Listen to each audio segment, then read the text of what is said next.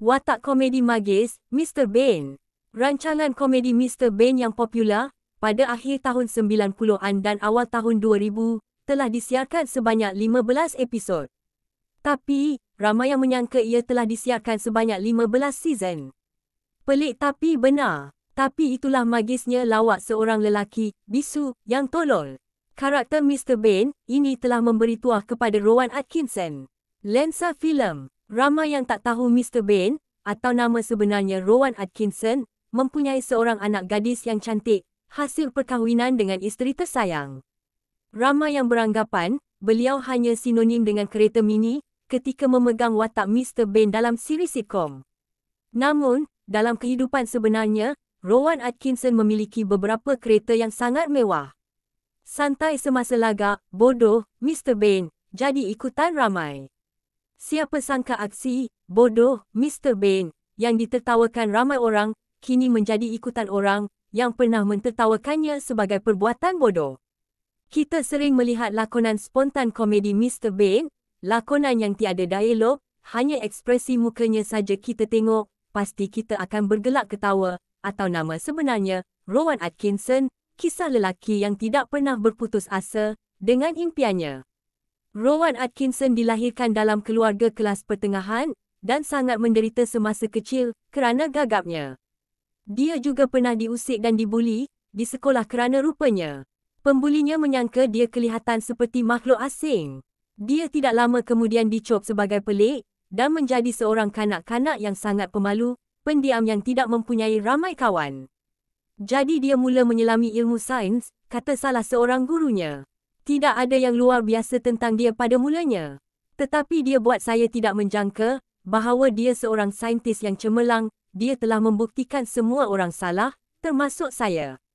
Diakui di Universiti Oxford pada zamannya, atas kecemerlangannya dalam bidang sains.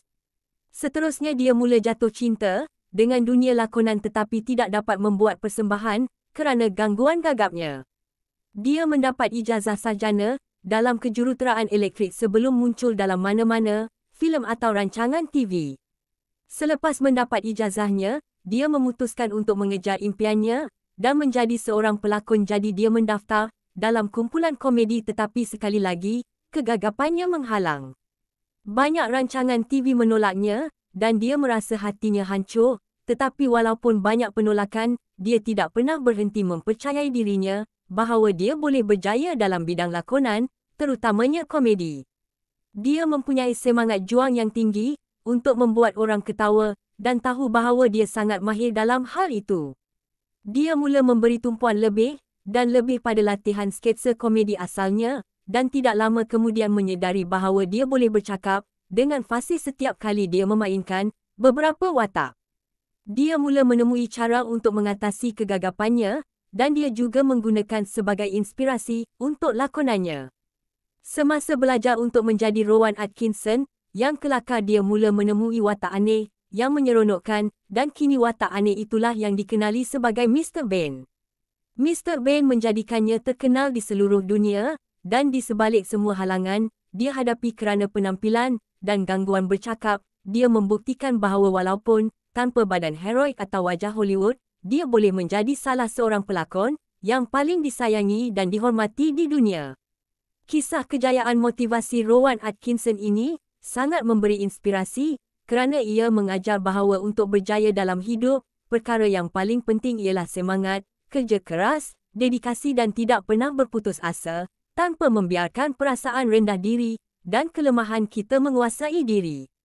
Moral cerita, tiada siapa yang dilahirkan sempurna di dunia ini. Jangan takut menawan impian. Semua orang boleh mencapai perkara yang menakjubkan setiap hari walaupun mereka mempunyai kelemahan dan kegagalan yang kerap dalam hidup mereka.